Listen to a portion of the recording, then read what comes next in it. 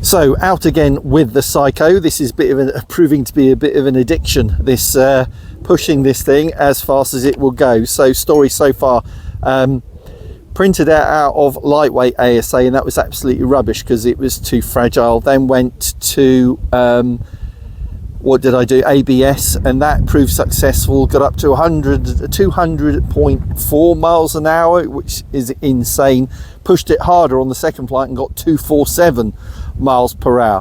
So the objective today is just to see if I can get it over 250 miles an hour. It's the same type of day as it was when I did that. It's there's a nice strong wind down the strip. So reminder that this is printed on a Bambu Lab H2S. Fantastic printers if you want to make an investment in a 3D printer. The PSY-CHO is available on 3D Cults from a guy called PTI Kyle, who designs a lot of these very simple and easy to put together models. Not without there's a few things I would improve on them, like they are literally surface to surface joints, so there's nothing to line up the position of the components one against the other. And the hinging is a little bit simplistic on a high-speed model, I'd say, just with the TPU hinges, and particularly the horns, because the horns are just surface to surface and glued on. I'd rather have something that really went into the control surface, but it is what it is, and it's worked pretty well so far.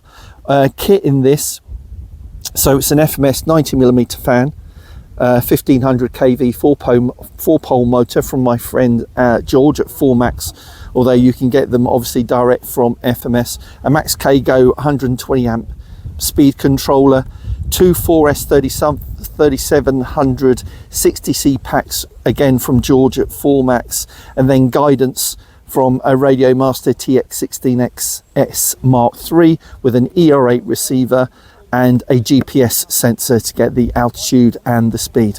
Let's get it in the sky. Let's see if I can get it over 250.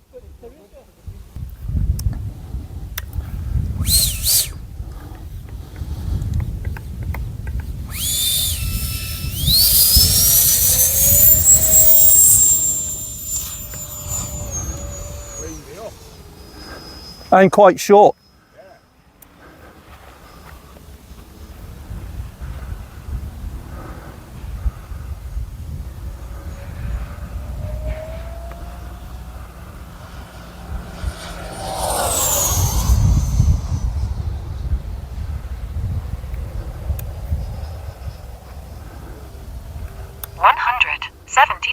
Miles per hour, 0 feet. 172 miles per hour, 0 feet. 172 miles per hour, 0 feet. 172 miles per hour, 0 feet. 172 miles per hour, 0 feet.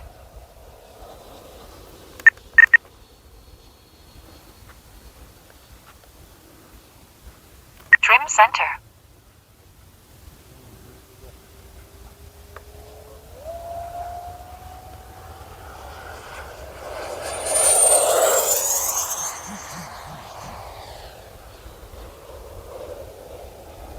can do it. 202 miles per hour, 0 feet.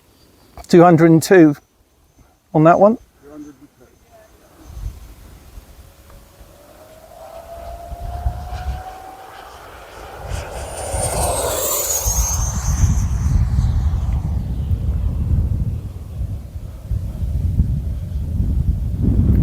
202. Miles per hour, 0. Still 202. Maybe the reverse always better then.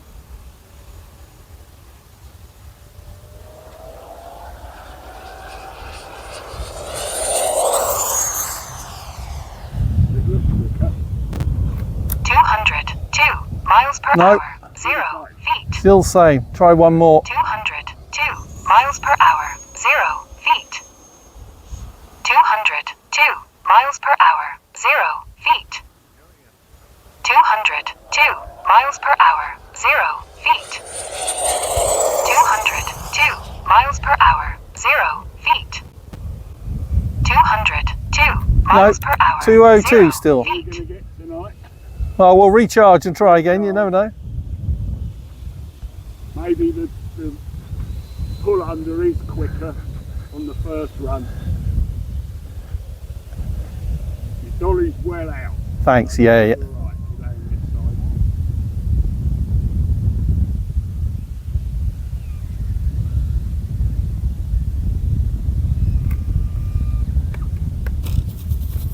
Lovely job. Yeah. Not bad. Didn't get the altitude. Thanks. Yeah, 202 is it?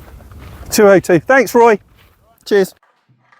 So back home to summarise, because it started raining. It wasn't a very nice evening. We lost the sun. It was quite cloudy. It was a bit of a crosswind. Temperature was completely different. And I wonder if that is what factored into the lower speed. So I got 202 miles an hour on that first flight, yet on that evening, whereas I got 247 maximum a few days before. I also didn't fly as well. I didn't fly as high on those to start those downwind passes because of the visibility, because of the light at one end, at the upwind wind end, because that's where the sun was, and it was quite bright. And one thing you don't want to do is lose a model like this, and it being dark colour makes it quite difficult to fly, particularly at a high altitude and quite far out as well. So maybe that all contributed, I don't know, but 202 miles an hour is not bad anyway.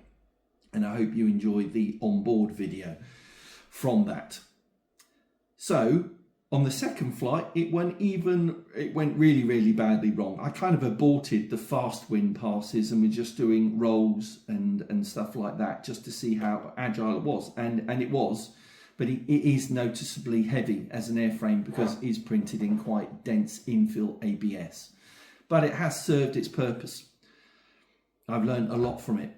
But on that final approach, on that second flight, it stalled.